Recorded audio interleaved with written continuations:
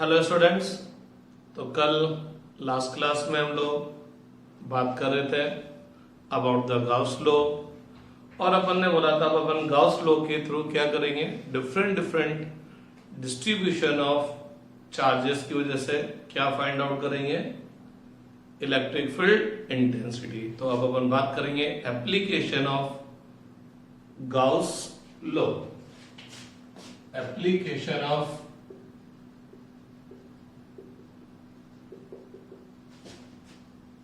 Gauss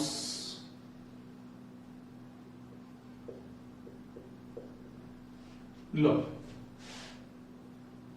तो इसकी first application अपन देखते हैं, electric field intensity at a point due to point charge by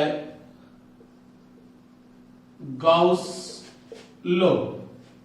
तो अपन फाइंड आउट करते हैं electric field intensity due to point charge by Gauss law. अब आप बोलेंगे सर हमने तो electric field intensity due to point charge पहले ही फाइंड आउट कर लिया। बिल्कुल अपन ने पहले ही फाइंड आउट कर लिया, ये पॉइंट चार्ज है और इस पॉइंट चार्ज की वजह से इससे r डिस्टेंस पर जो इलेक्ट्रिक फील्ड इंटेंसिटी आया था वो कितना आया था, kq/r²। अब ये चार्ज पॉजिटिव हो चाहे नेगेटिव हो, magnitude of electric field intensity तो kq/r² रहेगा। हाँ, अगर मेरा सोर्स चार्ज पॉजिटिव है तो इलेक्ट्रिक फील्ड का direction away from the source charge होगा और अगर नेगेटिव है तो टुवर्ड्स द चार्ज होगा। लेकिन अपन ने ये जो electric field intensity due to point charge find out किया था वो किसकी वजह से, किसके थ्रू फाइंड आउट किया था, वो फाइंड आउट किया था बाय द कूलॉम्स लॉ। अगर आपको याद आता हो तो मैंने आपको बोला था ये पॉइंट चार्ज है, इसने अपने चारों तरफ इलेक्ट्रिक फील्ड प्रोड्यूस किया, बोले तो ये सोर्स चार्ज है। अब इस सोर्स चार्ज के इलेक्ट्रिक फील्ड के किसी भी पॉइंट पर आपको electric field intensity find out करनी थी तो अपन वहां क्या बोलते थे, जिस पॉइंट पर electric field intensity find out करनी है वहां पर अनदर टेस्ट चार्ज प्लेस कर दो। इस देख लो कि इस टेस्ट चार्ज पर सोर्स चार्ज ने कितना फोर्स लगाया है और क्या फाइंड आउट कर लो, F/Q0 बोले तो force on unit positive charge place at that point. तो जैसे ही आप अनदर चार्ज Q0 को इस Q के इलेक्ट्रिक फील्ड में रखेंगे तो इस Q0 पर इस Q की वजह से फोर्स लगेगा, ये भी पॉइंट चार्ज, ये भी पॉइंट चार्ज, तो force on Q0 due to this charge Q according to Coulomb's of K Q1 Q2/r²। इसको यहां सब्स्टिट्यूट कर देंगे, Q0 से Q0 कैंसिल हो जाएगा तो kq/r² आ गया था और वहां पर अपन ने बोल दिया था electric field intensity at any point depends only on source charge, distribution of source charge and the distance of point P from the source charge. It does not depend upon the another charge and force acting on another charge. तो अपन point charge की वजह से किसी भी point पर electric field intensity पहले ही find out कर चुके हैं, लेकिन आज फिर अपन क्या करेंगे, electric field intensity at a point due to point charge find out करेंगे। लेकिन आज अपन किसके थ्रू फाइंड आउट करेंगे, बाय द गाउस लॉ। बोले तो गाउस लॉ को अप्लाई करते हुए अपन again electric field intensity due to point charge find out करेंगे। तो गौर फरमाइएगा,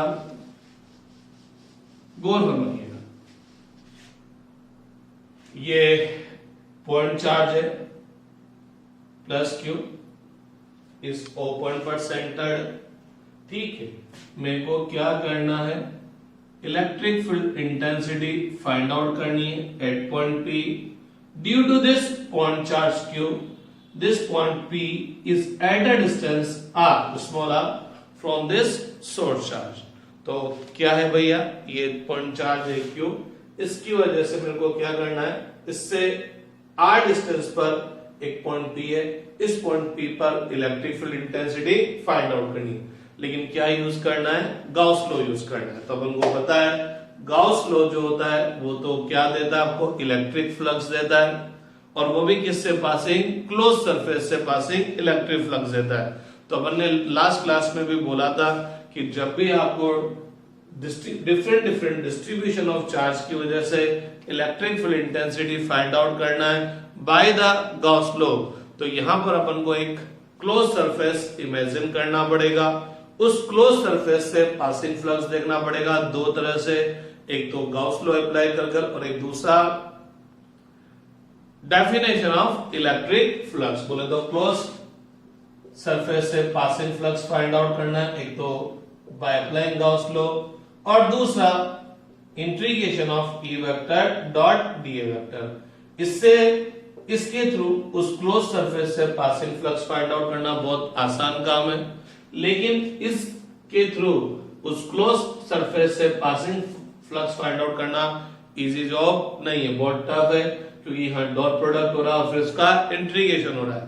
तो ध्यान रखिएगा जब भी मेरे को डिफरेंट डिस्ट्रीब्यूशन ऑफ चार्जेस की वजह से किसी पॉइंट पर electric field intensity find out करनी है बाय द गॉस लॉ, तो मैं क्या करूंगा, एक क्लोज सरफेस इमेजिन करूंगा, लेकिन वो क्लोज सरफेस चूज करते टाइम पर मैं उस सरफेस को ऐसे चूज करूंगा जिसके अंदर ई वेक्टर डॉट डी वेक्टर का इंटीग्रेशन में इजी वे में फाइंड आउट कर सकूं, क्योंकि जब तक मैं इसको सोल्व नहीं करूंगा तब तक मैं electric field intensity find out नहीं करूंगा। तो आने वाले 4-5 डेरिवेशन में मैं यही काम करने वाला हूं, मैं क्लोज सरफेस इमेजिन करूंगा, उस क्लोज सरफेस से पासिंग फ्लक्स देखूंगा, एक बार गॉस लॉ से, एक बार डेफिनेशन से, और लास्ट में जाके इन दोनों को इक्वल कर दूंगा, तो मेरे पास क्या आ जाएगी, इलेक्ट्रिक फील्ड इंटेंसिटी। तो गौर फरमाइएगा कि मेरे को इस पॉइंट चार्ज क्यू की वजह से इस P पर electric field intensity find out करनी है। उसके लिए मैं क्या करता हूं, इस पॉइंट चार्ज Q को एज अ सेंटर एज्यूम करता हूं। तो taking Q as a centre, imagine a sphere of radius small r।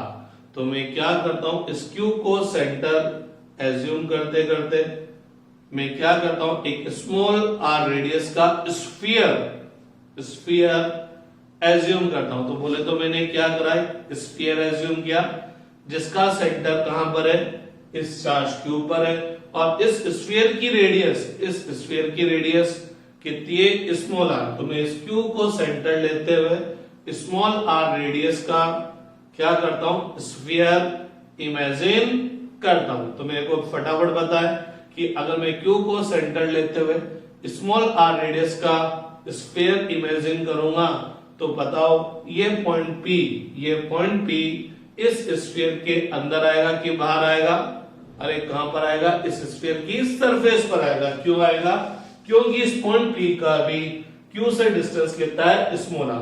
तो मैं Q को सेंटर एज्यूम करते हुए स्मॉल r रेडियस का ये मैंने स्फीयर एज्यूम कर लिया। स्फीयर एज्यूम करने का मतलब क्लोज सरफेस इमेजिन कर ली, और मैं क्या करूंगा, इस क्लोज सरफेस से इस Q को सेंटर लेते हुए मैंने स्मॉल r रेडियस का ये स्फीयर एज्यूम कर लिया है। तो मैं क्या करूंगा, इस स्फीयर से पासिंग फ्लक्स देखूंगा दो तरह से, एक तो गॉस लॉ से और एक डेफिनेशन से। तो मैंने गॉस लॉ अप्लाई करने के लिए स्फेरिकल सरफेस इमेजिन की है, इस वजह से इस सरफेस को अपन क्या बोलेंगे, स्फेरिकल गॉसियन सरफेस। तो बेसिकली यहां एज सच कोई स्फीयर नहीं रखा हुआ, इस Q पर नहीं रखा हुआ है। इस Q की वजह से इस P पर electric field intensity find out करने के लिए अपन Q को सेंटर लेते हुए एक स्मॉल r रेडियस का स्फीयर इमेजिन कर रहे हैं। तो इस स्फीयर को अपन क्या बोलेंगे, स्फेरिकल गॉसियन सरफेस। तो मेरे को फटाफट बता दो, इस स्फीयर से पासिंग फ्लक्स मेरे को देखना है बाय द गॉस लॉ। तो गॉस लॉ क्या बोलेंगे, इस स्फीयर से पासिंग फ्लक्स क्या होगा, total charge enclosed by this spherical Gaussian surface upon permittivity of air और वैक्यूम। तो मेरे को फटाफट बता दो, इस स्फेरिकल गॉसियन सरफेस के अंदर टोटल चार्ज कितना है Q, तो कितना होगा Q upon epsilon not. Sigma Q की वैल्यू क्या आ गई Q, तो क्योंकि इस स्फीयर के अंदर केवल यही चार्ज है तो सिग्मा Q किसके इक्वल हो जाएगा Q अपॉन एप्सिलॉन नॉट। अब मेरे को क्या करना रहेगा, इसी स्फेरिकल गॉसियन सरफेस से पासिंग फ्लक्स देखना है बाय द डेफिनेशन। तो मैं क्या करूंगा, इस स्फीयर पर, इस स्फेरिकल गॉसियन सरफेस पर स्मॉल एरिया एलिमेंट लूंगा, ईच एरिया एलिमेंट से पासिंग फ्लक्स देखूंगा। तो लेट अस सपोज ये एक स्मॉल एरिया एलिमेंट है, ये एक स्मॉल एरिया एलिमेंट है, ये चार्ज Q था, ये आपने स्फीयर लिया, ठीक। तो मैंने क्या किया, इस स्फीयर पर एक स्मॉल एरिया एलिमेंट लिया, इस स्मॉल एरिया एलिमेंट का जो एरिया वेक्टर है वो किधर की तरफ जाएगा, रेडियस की डायरेक्शन में। क्यों? क्योंकि जो एरिया वेक्टर होगा वो सरफेस के परपेंडिकुलर होगा। ये स्मॉल एरिया एलिमेंट कहां पर है, स्फीयर की सरफेस पर है, तो स्फीयर की सरफेस के परपेंडिकुलर कौन सी डायरेक्शन होती है, रेडियस। और ये डीए वेक्टर का डायरेक्शन हो गया। ई वेक्टर की डायरेक्शन देखूं तो स्मॉल एरिया एलिमेंट पर ई का डायरेक्शन क्या होगा, ये एरिया एलिमेंट बहुत स्मॉल है, बहुत छोटा है, तो ई का डायरेक्शन क्या होगा, एक तरह से इसको पॉइंट मान सकते हैं, तो ई का डायरेक्शन क्या होगा, line joining the charge and point, pen का टिप यहां रख देंगे, प्लस क्यू चार्ज है तो किधर की तरफ होगा, अवे फ्रॉम द चार्ज। तो पता लगा क्यू और इस स्मॉल एरिया एलिमेंट को जो लाइन ज्वाइन कर रहे हैं वो भी क्या आ रही है, रेडियस ही आ रही है, और रेडियस ही आ रही है तो ई का डायरेक्शन भी किधर की तरफ आ गया, रेडियस की तरफ आ गया। लेकिन पता लगा केवल इसी स्मॉल एरिया एलिमेंट पे नहीं हो रहा, अगर मैं यहां स्मॉल एरिया एलिमेंट पे लेता तो इस एरिया एलिमेंट का एरिया वेक्टर किधर की तरफ जाता, रेडियस के अलॉन्ग, क्योंकि एरिया का डायरेक्शन क्या होता है, परपेंडिकुलर टू द सरफेस, और स्फीयर के सरफेस के परपेंडिकुलर क्या होती है, रेडियस। ई की डायरेक्शन देखेंगे तो ई की डायरेक्शन क्या होगी, line joining the charge and point, तो line joining the charge and point भी रेडियस ही है, तो ये ई का डायरेक्शन। तो इसका मतलब मैं इस स्फेरिकल गॉसियन सरफेस पर चाहे कोई सा भी पॉइंट ले लूं, चाहे कोई सा भी स्मॉल एरिया एलिमेंट ले लूं, हर स्मॉल एरिया एलिमेंट पर ई वेक्टर और डी वेक्टर का डायरेक्शन क्या है, सेम। तो चलिए वापस यहाँ आते हैं, इस स्मॉल एरिया एलिमेंट से पासिंग फ्लक्स कितना होगा, dot product of E vector and D vector. ये तो केवल इस स्मॉल एरिया एलिमेंट से पासिंग फ्लक्स है, तो इस पूरी Gaussian surface, spherical Gaussian surface से पासिंग फ्लक्स क्या होगा, इंटीग्रेशन ई वेक्टर डॉट डी वेक्टर। अब आप एक बात देखिएगा, मेरा ये स्मॉल एरिया एलिमेंट कहीं पर भी हो, ये मेरा स्मॉल एरिया एलिमेंट कहीं पर भी हो, हर जगह पर ई वेक्टर और ए वेक्टर दोनों के दोनों कौन से डायरेक्शन में जा रहे हैं, रेडियस के अलोंग। बोल सकते हैं कि ई वेक्टर और ए वेक्टर रेडियली डायरेक्शन में, तो हर स्मॉल एरिया एलिमेंट पर ई वेक्टर और डी वेक्टर का डायरेक्शन सेम होगा, और जब हर स्मॉल एरिया एलिमेंट पर ई वेक्टर और डी वेक्टर का डायरेक्शन सेम होगा तो एंगल कितना हो जाएगा, 0, cos 0 की वैल्यू 1। तो ये क्या है, magnitude of electric field intensity eight small area element. मेरे को आप बताएं ये वाला स्मॉल एरिया एलिमेंट और इस वाले स्मॉल एरिया एलिमेंट में से कौन सा स्मॉल एरिया एलिमेंट Q के पास में, अरे दोनों के दोनों Q से क्या है, सेम डिस्टेंस पर। क्यों? क्योंकि ये जितने भी स्मॉल एरिया एलिमेंट है वो कहां पर है, इस स्फेरिकल गॉसियन सरफेस पर है, और जब ये स्फेरिकल गॉसियन सरफेस पर है तो all the points on this spherical Gaussian surface will be at a same distance from this charge Q। तो ये सारे के सारे स्मॉल एरिया एलिमेंट का Q से डिस्टेंस सेम होगा, और जब इन सारे स्मॉल एरिया एलिमेंट का Q से डिस्टेंस सेम होगा तो इलेक्ट्रिक फील्ड का मैग्नीट्यूड जितना यहां पर होगा उतना यहां पर, उतना यहां पर, उतना यहां पर। मैं इलेक्ट्रिक फील्ड इंटेंसिटी सेम नहीं बोल रहा, क्योंकि यहां पर और यहां पर इलेक्ट्रिक फील्ड इंटेंसिटी सेम नहीं है, क्योंकि यहाँ E का डायरेक्शन ये है और यहाँ E का डायरेक्शन ये है, लेकिन इस E वेक्टर का मैग्नीट्यूड और इस E वेक्टर का मैग्नीट्यूड क्या होगा, सेम, और इस वाले का भी E वेक्टर का मैग्नीट्यूड क्या होगा, सेम, क्योंकि इन सब पॉइंट की इस Q से डिस्टेंस क्या है, सेम, क्योंकि ये सारे के सारे स्मॉल एरिया एलिमेंट कहां पर है, इस गॉसियन स्फेरिकल सरफेस की सरफेस पर है, इस गॉसियन स्फेरिकल जो सरफेस है उसकी सरफेस पर है। तो ये सारे पॉइंट का, सारे स्मॉल एरिया एलिमेंट का Q से डिस्टेंस सेम होगा, और जब Q से डिस्टेंस सेम होगा तो इस Q की वजह से इन सब पर जो प्रोड्यूस इलेक्ट्रिक फील्ड है उसका मैग्नीट्यूड भी सेम होगा। तो आप जब इन सारे स्मॉल एरिया एलिमेंट से पासिंग फ्लक्स देखेंगे और उन सबको ऐड करेंगे तो हर जगह पर E की वैल्यू क्या आने वाली है, सेम आने वाली है, और जब सेम आने वाली है तो E कांस्टेंट है, ये बाहर आ जाएगा और अंदर केवल क्या रह जाएगा, D। अब अंदर D रह गया तो क्या हुआ, ये आपका स्फेरिकल गॉसियन सरफेस था, मैंने इस पर स्मॉल स्मॉल एरिया एलिमेंट लिया, और जब स्मॉल एरिया एलिमेंट लिया तो मैं हर स्मॉल एरिया एलिमेंट के एरिया को ऐड करूंगा तो मेरे पास क्या आ जाएगा, इस पूरी गॉसियन सरफेस का एरिया। आप यूं मानो ये चार्ज Q है और इस चार्ज Q के चारों तरफ मैंने स्मॉल r रेडियस का फुटबॉल इमेजिन कर लिया, तो फुटबॉल के जो ब्लैक स्पॉट व्हाइट स्पॉट है, ब्लैक स्पॉट व्हाइट स्पॉट है, उन सब का एरिया में ऐड करूंगा तो पूरे फुटबॉल के सरफेस का एरिया आएगा, बोले तो स्फेरिकल गॉसियन सरफेस का एरिया आ जाएगा। तो जब आप सारे स्मॉल एरिया एलिमेंट का एरिया ऐड कर देंगे तो पूरे इस स्फेरिकल गॉसियन सरफेस का एरिया आ जाएगा, और इस पूरे स्फेरिकल गॉसियन सरफेस का जो एरिया होगा वो कितना होगा, एरिया ऑफ स्फीयर कितना होता है, 4 पाई r स्क्वायर। तो ये हो जाएगा इस स्फेरिकल गॉसियन सरफेस से पासिंग फ्लक्स, अरे ये भी इसी स्फेरिकल गॉसियन सरफेस से पासिंग फ्लक्स है, तो जब दोनों एक ही स्फेरिकल गॉसियन सरफेस से पासिंग फ्लक्स है तो इन दोनों को इक्वल कर दें तो E multiply by 4 pi r square equal to कितना हो जाएगा, Q अपॉन एप्सिलॉन नॉट। तो E इक्वल टू कितना हो जाएगा, 1 upon 4 pi epsilon not Q upon r square. 1 upon 4 pi epsilon naught क्या बन जाता है, K, तो कितना आ गया, KQ अपॉन r स्क्वायर।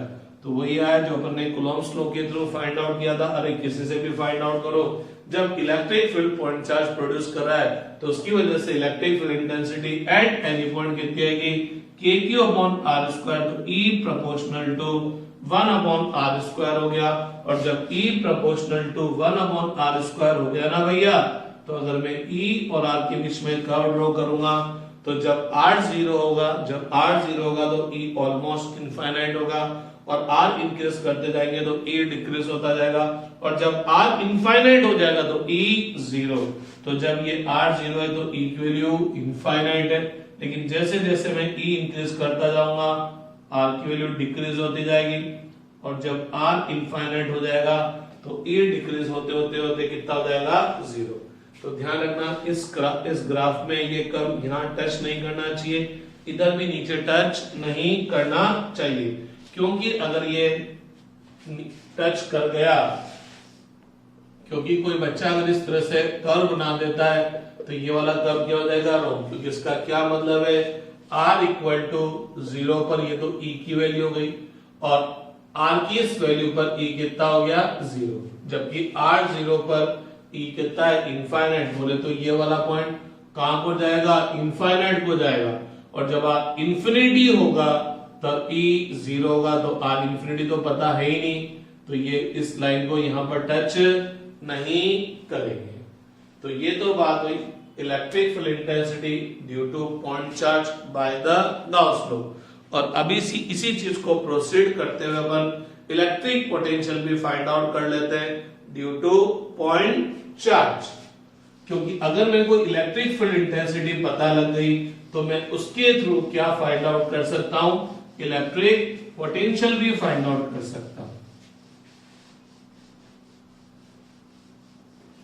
तो गौर फरमाइए, ये पॉइंट चार्ज है Q, इसने अपने चारों तरफ इलेक्ट्रिक फील्ड प्रोड्यूस किया और इसके इलेक्ट्रिक फील्ड के किसी पॉइंट का इससे डिस्टेंस कितना है r। तो अभी अभी अपन ने बोला पॉइंट चार्ज की वजह से यहाँ पर इलेक्ट्रिक फील्ड इंटेंसिटी कितनी होगी KQ अपॉन r स्क्वायर। ये तो मैग्नीट्यूड हुआ। डायरेक्शन की बात करें तो line joining the charge and point, तो ये प्लस Q है, तो इस प्लस Q की वजह से इलेक्ट्रिक फील्ड इंटेंसिटी क्या होगी, away from the source charge. अब अगर आपको फाइंड आउट करना है इलेक्ट्रिक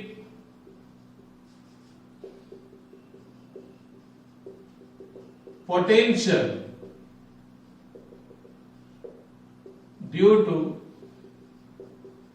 पॉइंट चार्ज, तो आपको पता ही है कि potential is a relative quantity.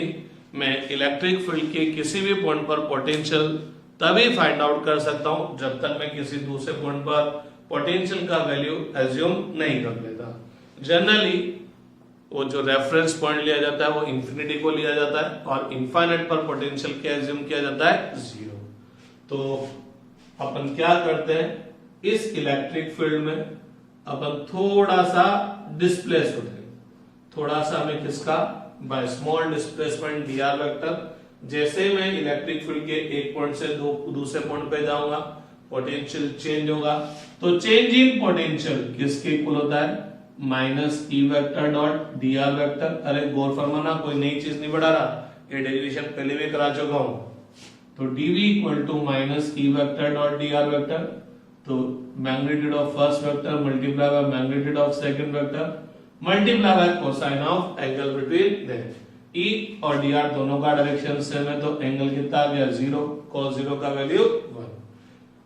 ये तो केवल थोड़ा सा डिस्प्लेस होने पर पोटेंशियल डिफरेंस आया, लेकिन एक्चुअल में तो मैं यहां से चलते चलते चलते चलते चलते कहां पर पहुंच गया, इनफाइनाइट पे पहुंच गया। बोले तो P से चलते चलते इन्फिनिटी से पर पहुंच गया, तो मेरे को यहां से लेकर यहां तक का पोटेंशियल डिफरेंस फाइंड आउट करना है।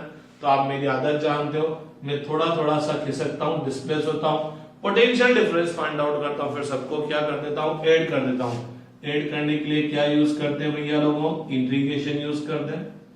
जब मैं पॉइंट P पे था, गौर फरमाना, लेफ्ट हैंड साइड में इंटीग्रेशन V के रेस्पेक्ट में हो रहा है और राइट हैंड में किसके रेस्पेक्ट में हो रहा है, R के रेस्पेक्ट में। तो जब मैं P पे था तो R का वैल्यू कितना है, R ही है। और लेटर सपोज जब मैं P पे था तो पोटेंशियल एट पॉइंट P कितना है, V। और जब मैं इनफाइनाइट पे चला गया तो R की वैल्यू इंक्रीज होते होते इंफिनिटी हो गई और इनफाइनाइट पर पोटेंशियल कितना एज्यूम कर लिया भैया, 0। dv को इंटीग्रेट करेंगे तो कितना आएगा, v से लेके 0 तक। इस e को बाहर ले लें, नहीं ले सकते। क्यों नहीं ले सकते, क्योंकि जैसे जैसे मैं आगे जाता जाऊंगा r की वैल्यू इंक्रीज होती जाएगी, e डिक्रीज होता जाएगा। It's means through out the integration e constant नहीं है, और जब e कांस्टेंट नहीं है तो e को किसके फॉर्म में लिखना पड़ेगा, r के फॉर्म में, kq upon r square dr। r से लेकर कहां तक, इनफाइनाइट तक। kq कांस्टेंट टर्म में बाहर आ गया, 1 upon r square, 1 upon r square को ऊपर ले जाऊंगा तो r पावर -2। v को रिप्लेस कर देंगे अपर लिमिट, माइनस v को रिप्लेस कर देंगे lower limit, equal to minus kq।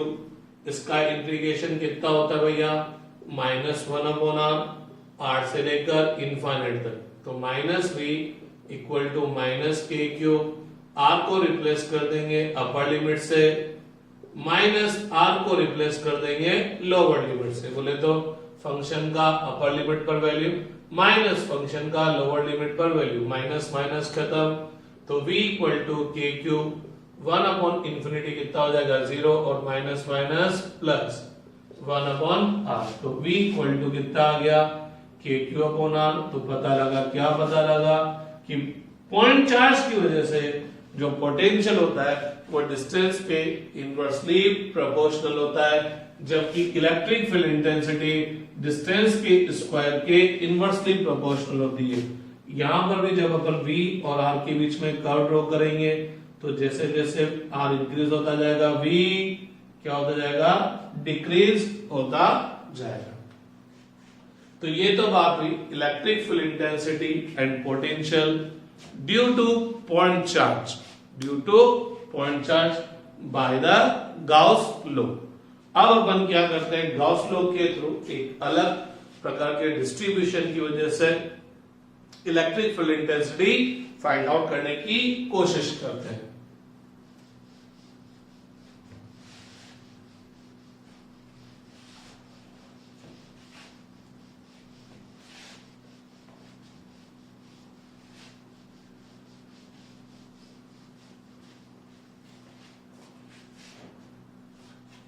तो बात करते हैं हम electric field intensity due to uniformly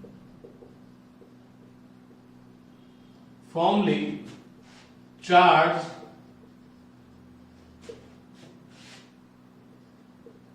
hollow sphere.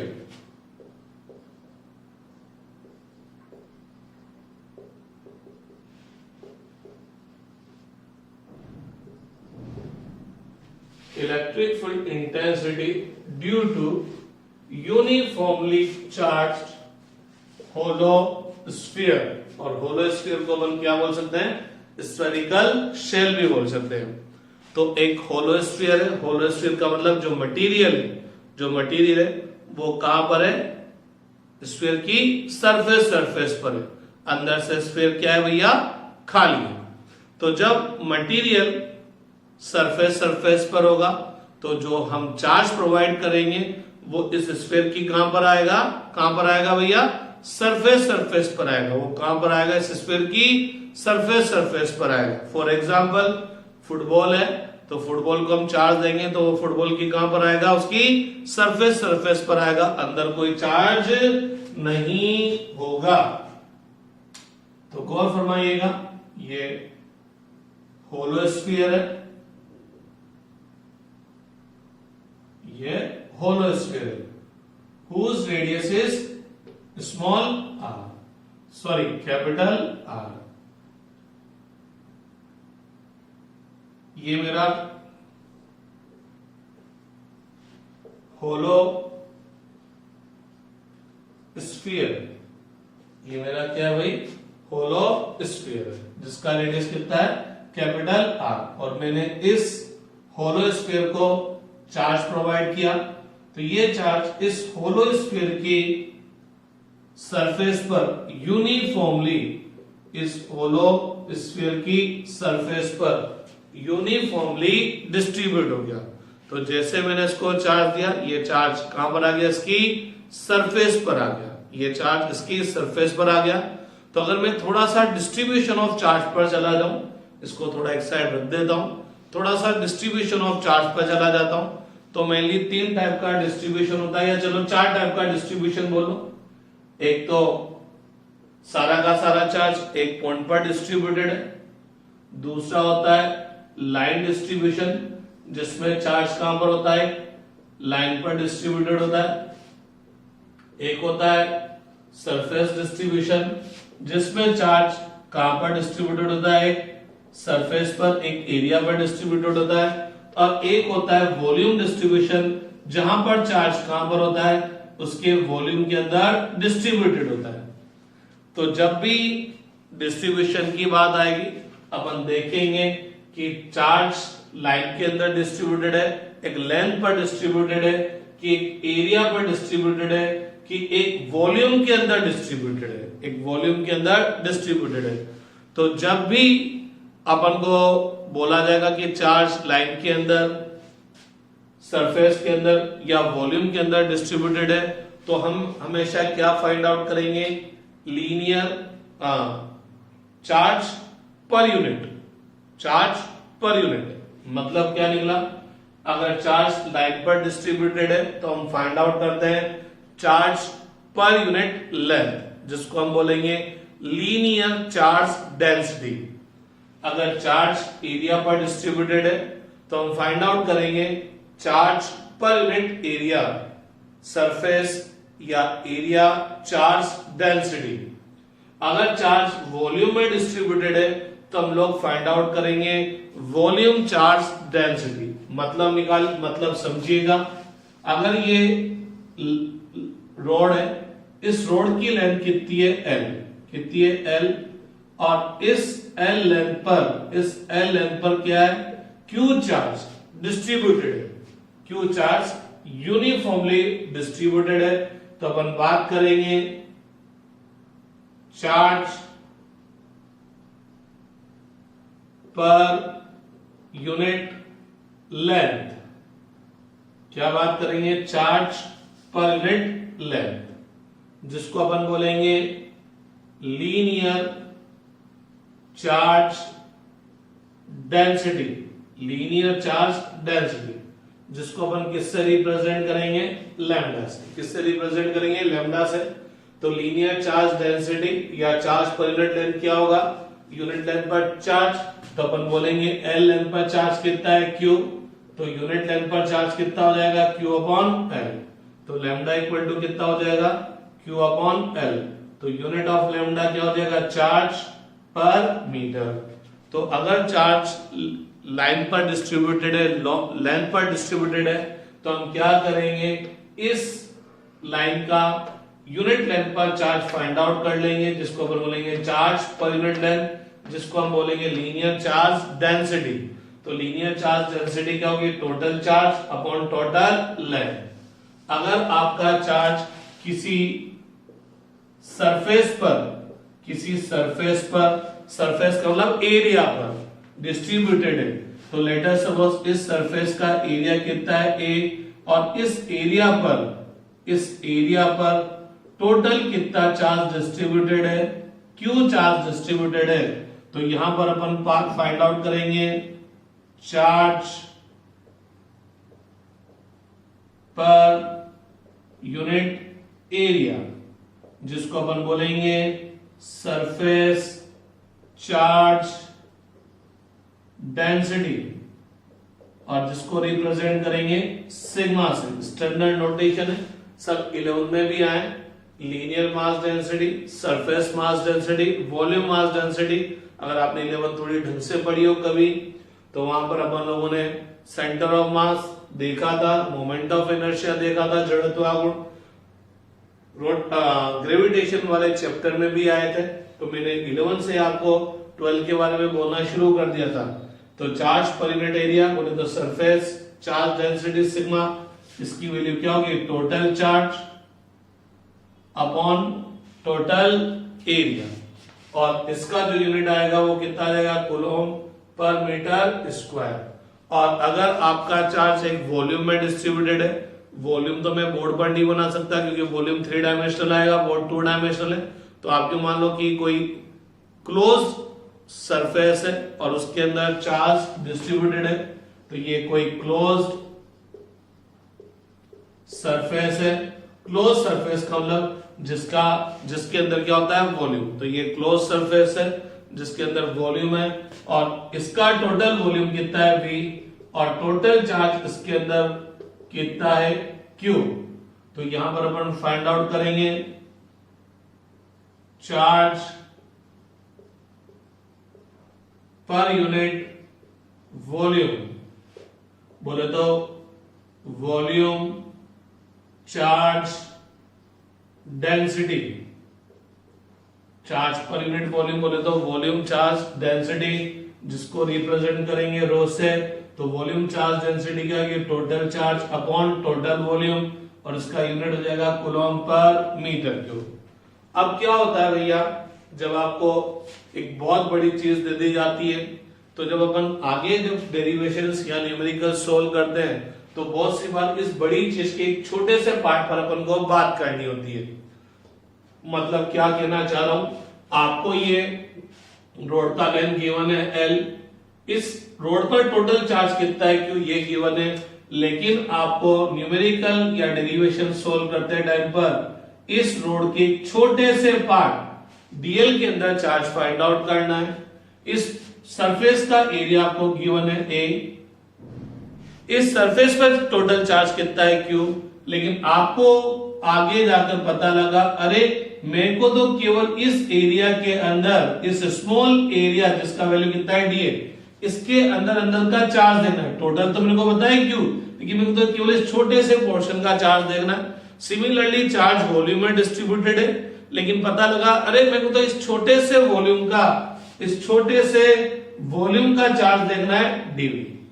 तो जब भी आपको एक बड़ी चीज के छोटे से पोर्शन का वैल्यू देखना होगा तो अपन क्या करेंगे, हमेशा उस बड़ी चीज का यूनिट की वैल्यू फाइंड आउट कर लेंगे।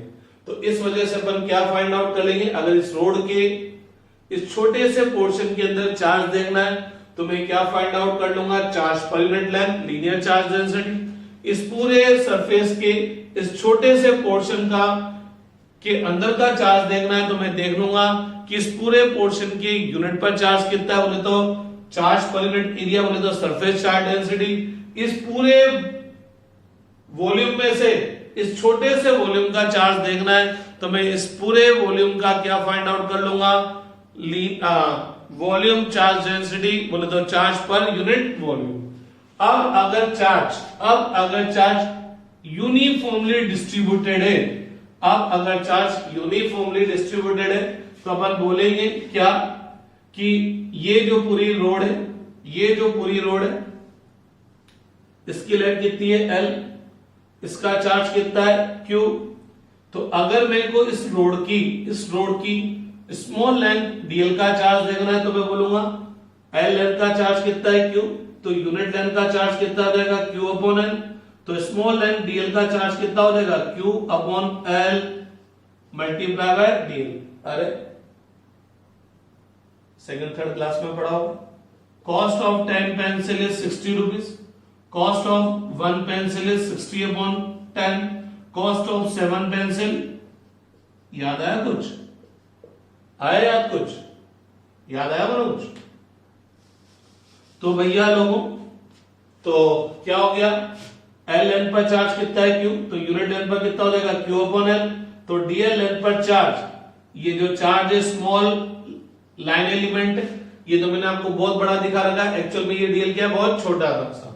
तो इस स्मॉल लाइन एलिमेंट dl पर चार्ज कितना आ जाएगा, dq इक्वल टू क्या हो जाएगा Q अपॉन L dl, और Q अपॉन L क्या चीज है, लैम्डा। तो क्या हो जाएगा लैम्डा dl। तो लैम्डा क्या है, यूनिट लेंथ पर चार्ज, तो dl लेंथ पर चार्ज कितना हो जाएगा लैम्डा dl।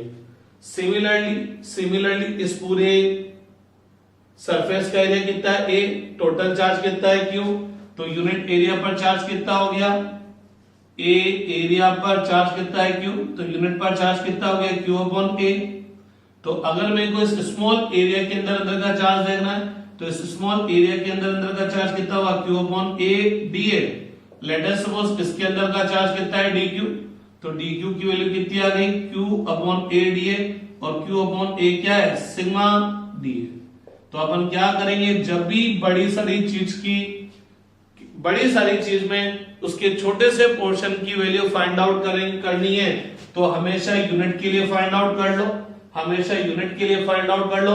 अब जितनी भी एरिया के लिए फाइंड आउट करना है उसको क्या कर दो, मल्टीप्लाई कर दो, क्योंकि अपन बोलेंगे यूनिट में इतना, तो dA एरिया पर चार्ज कितना हो जाएगा, सिग्मा dA।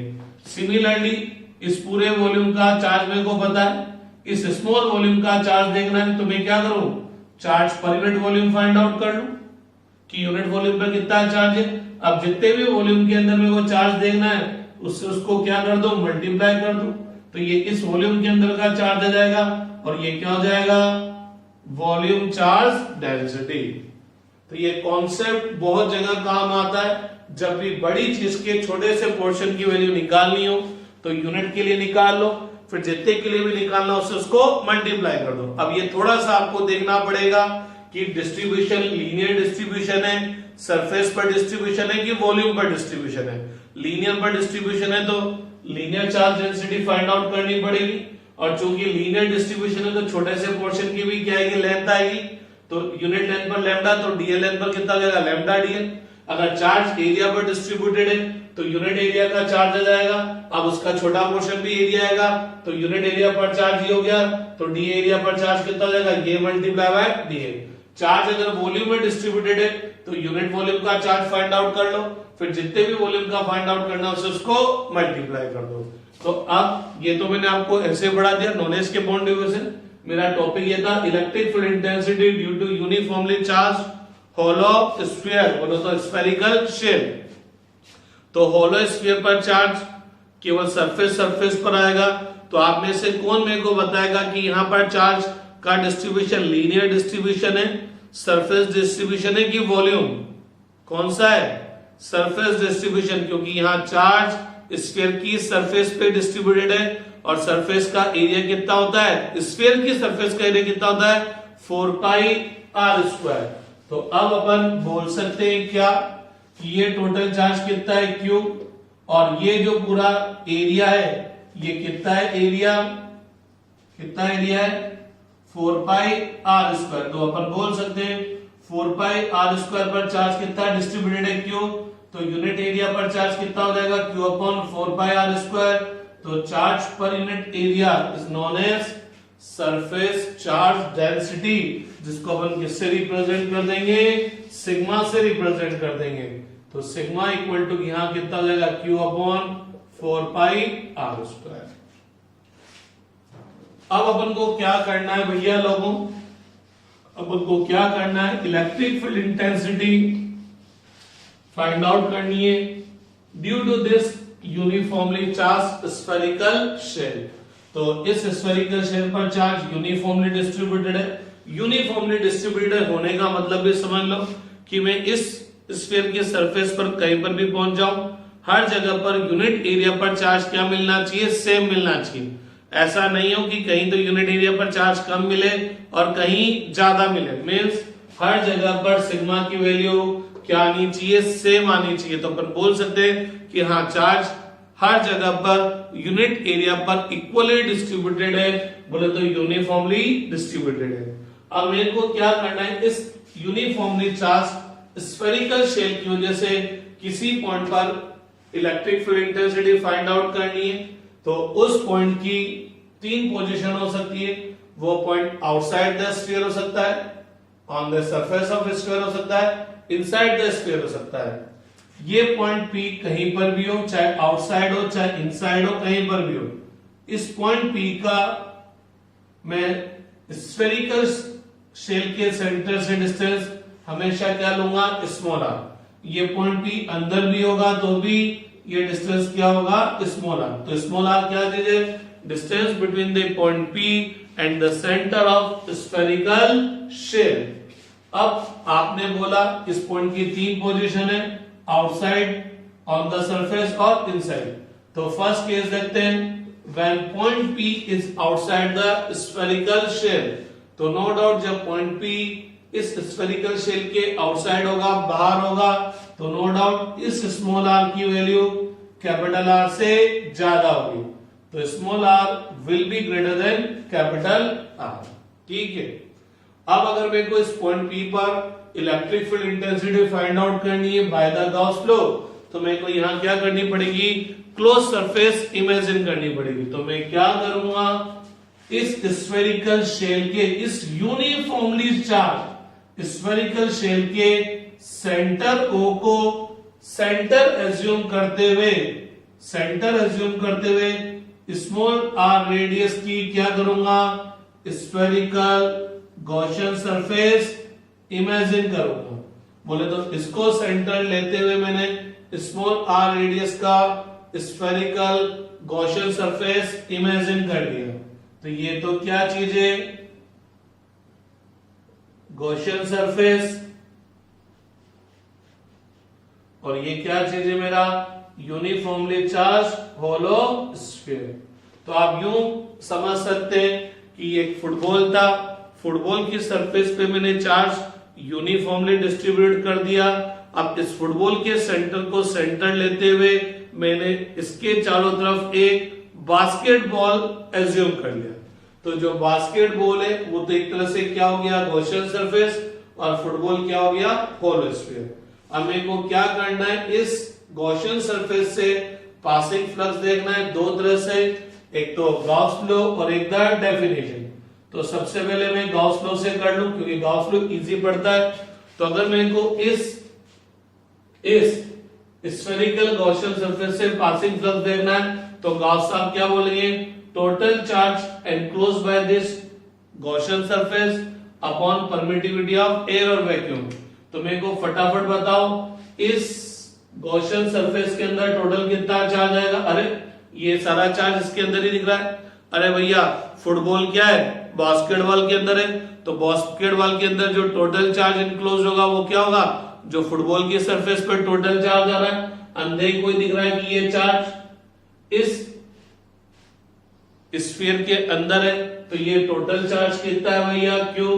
तो इस गॉसियन सरफेस से एनक्लोज चार्ज कितना होगा, क्यू, तो क्यू अपॉन एप्सिलॉन नॉट।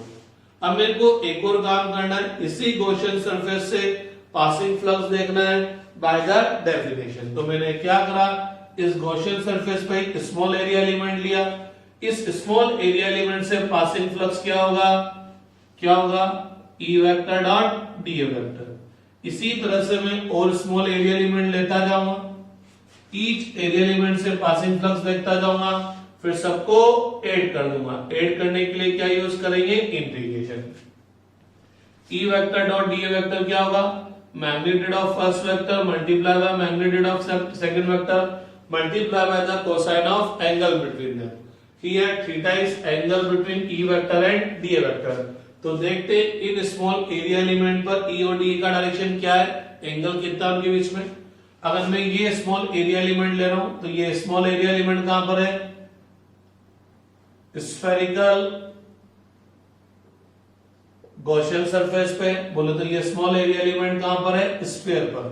तो किसी भी स्फीयर के परपेंडिकुलर डायरेक्शन क्या होगी, इस स्फीयर की सरफेस पर जो परपेंडिकुलर होगा वो क्या होगा, रेडियस।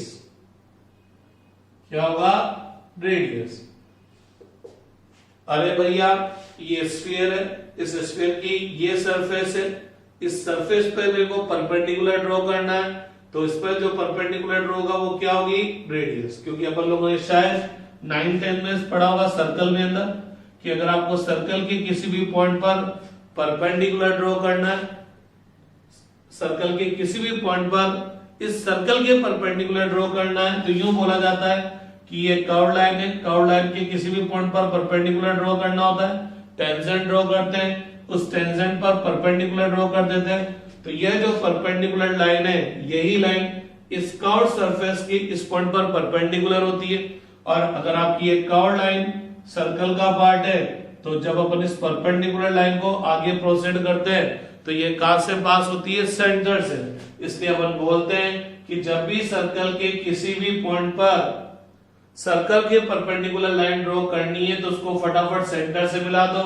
या यूं बोलते हैं जो रेडियस होती है, यह सर्कल के उस पॉइंट पर क्या होती है, परपेंडिकुलर। इसी तरह से स्फीयर के अंदर अगर आपको स्फीयर की किसी भी सरफेस पर, स्फीयर के सरफेस की किसी भी पॉइंट पर सरफेस के परपेंडिकुलर लाइन ड्रॉ करनी है, तो आप उस पॉइंट को सेंटर से मिला दो, क्योंकि जो रेडियस आएगी वही उसके परपेंडिकुलर होगी।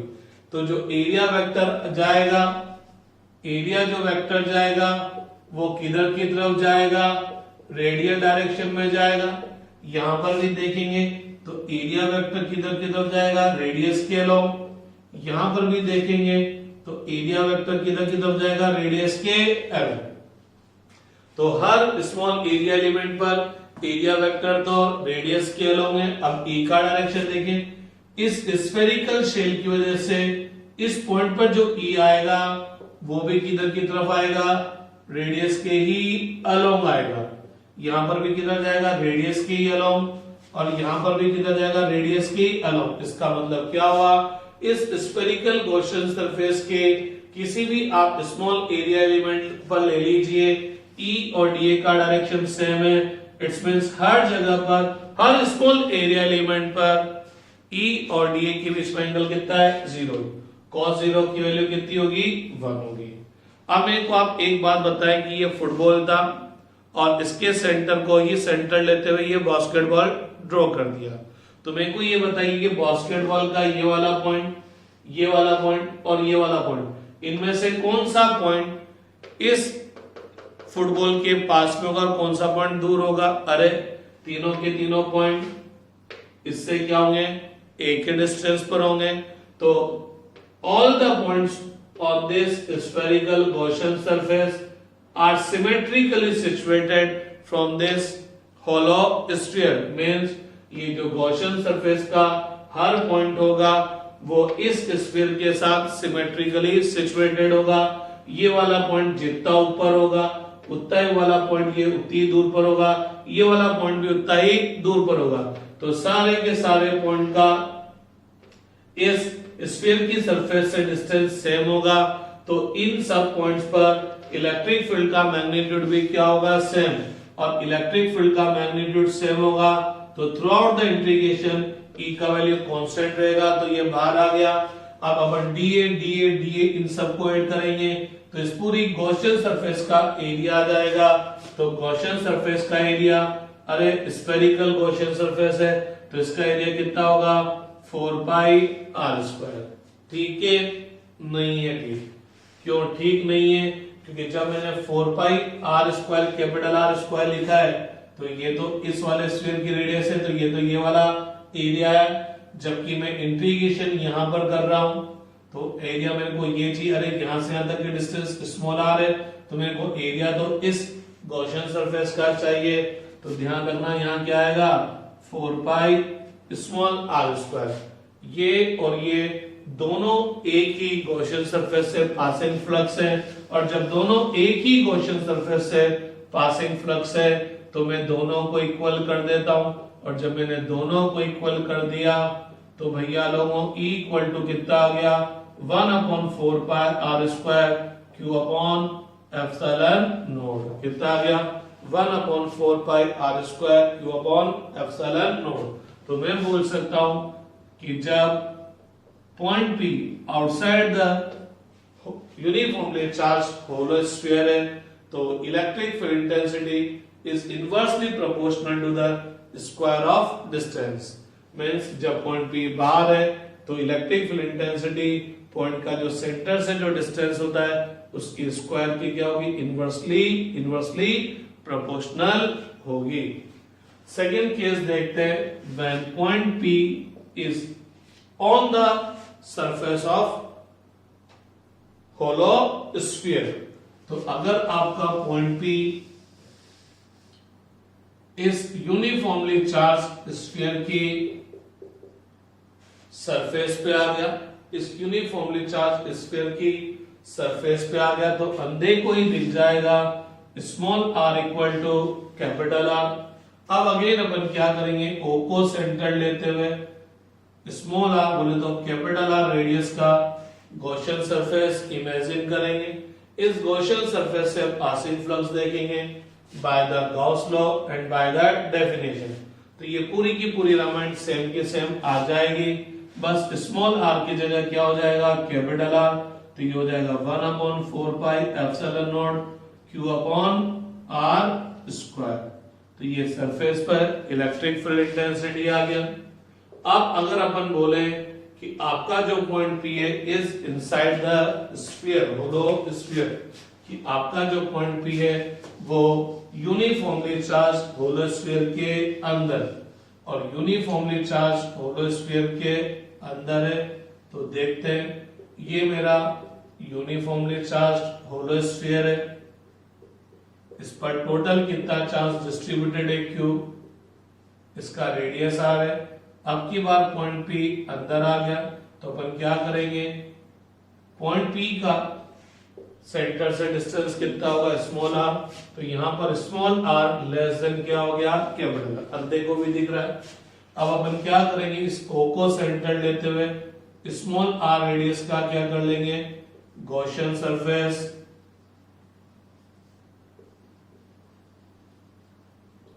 गॉसियन सरफेस इमेजिन कर लेंगे। अब मेरे को इस गॉसियन सरफेस से पासिंग फ्लक्स देखना है। सबसे पहले मैं गॉस लॉ अप्लाई कर दूं तो गॉस लॉ के थ्रू इस स्फेरिकल गॉसियन सरफेस से पासिंग फ्लक्स क्या होगा? Total charge enclosed by this Gaussian surface upon permittivity of air और वैक्यूम। तो मेरे को फटाफट बताओ इस गॉसियन सरफेस से total charge enclosed by this Gaussian surface, तो इस गॉसियन सरफेस के अंदर कितना चार्ज एनक्लोज्ड है। तो पता लगा अरे इसके अंदर तो कोई चार्ज दिख ही नहीं रहा, सारा चार्ज तो क्या है बार बार है। ये तो वही वाली बात हुई, चार्ज फुटबॉल की सरफेस पे था।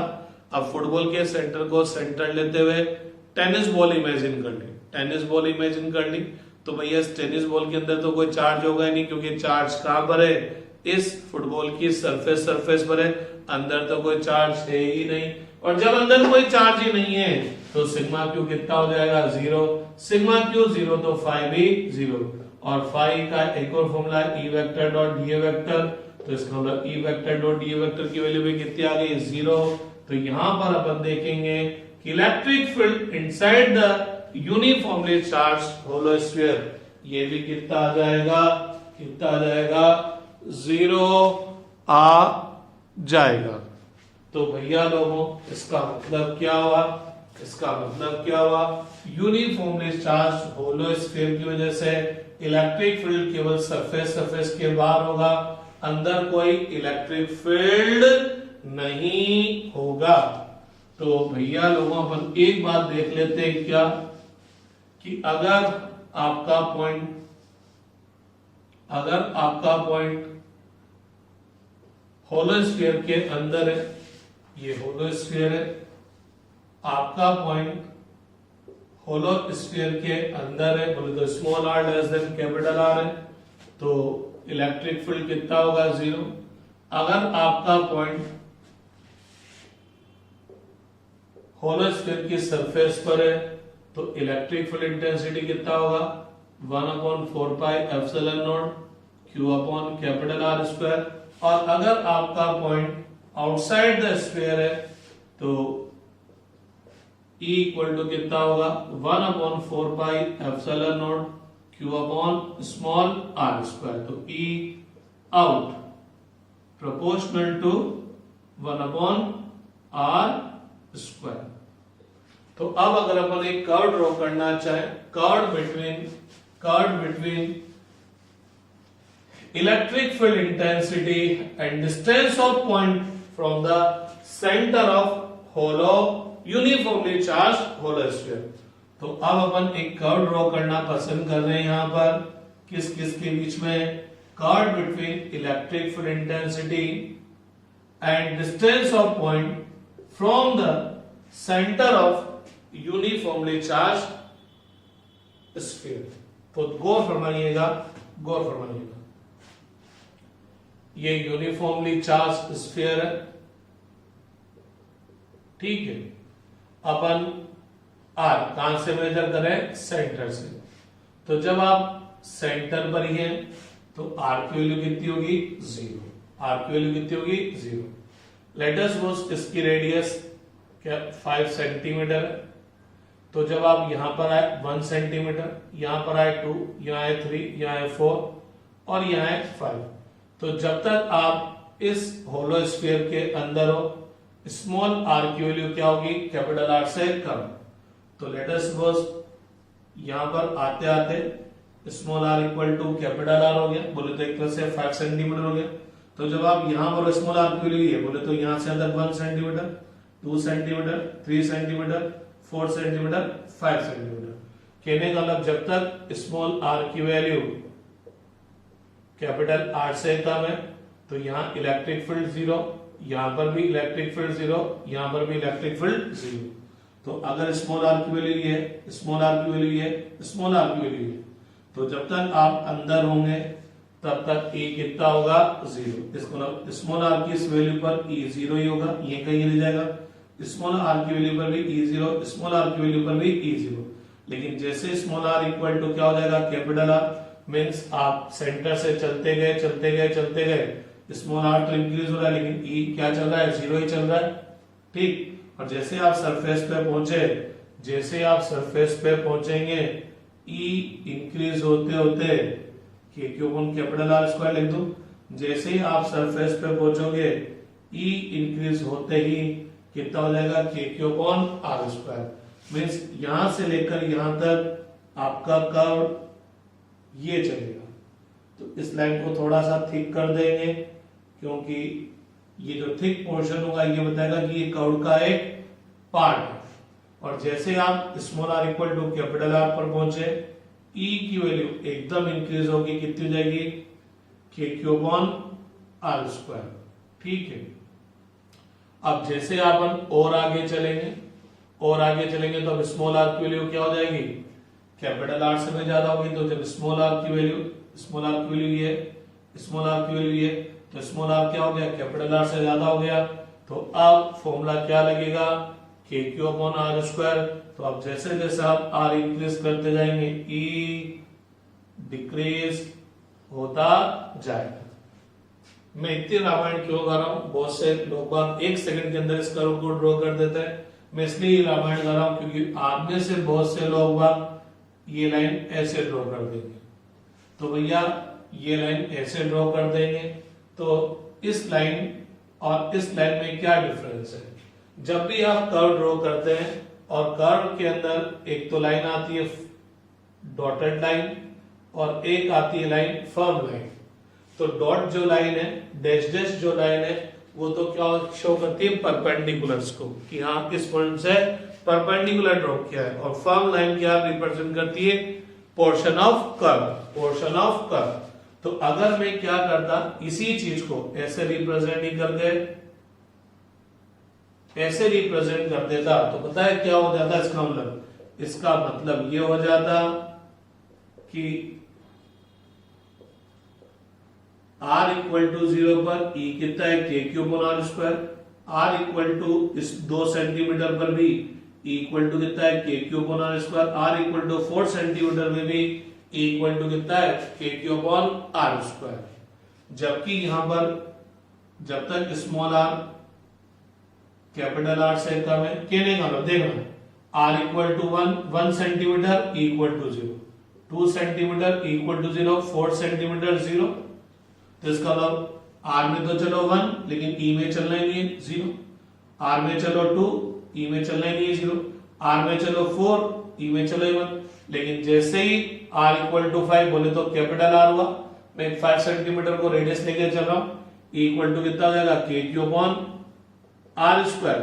तो जैसे ही R equal to capital R होगा, E की वैल्यू एकदम इंक्रीज होकर कहां चल जाएगी, KQ अपॉन R स्क्वायर पर। ये का ये करो, आप इधर भी ड्रॉ कर सकते हैं। तो जब तक स्मॉल r कैपिटल R से कम है, E की वैल्यू 0 चलेगी, एकदम E की वैल्यू इंक्रीज होगी, KQ अपॉन R स्क्वायर, और उसके बाद E की वैल्यू वापस डिक्रीज हो जाएगी। और यहां पर E out proportional to 1 upon R square हो गया, और अंदर इलेक्ट्रिक फील्ड क्या हो गया, 0 हो गया। तो चलिए आज इतना सही स्टडी करते हैं, फिर कल आगे स्टडी करेंगे। Thank you.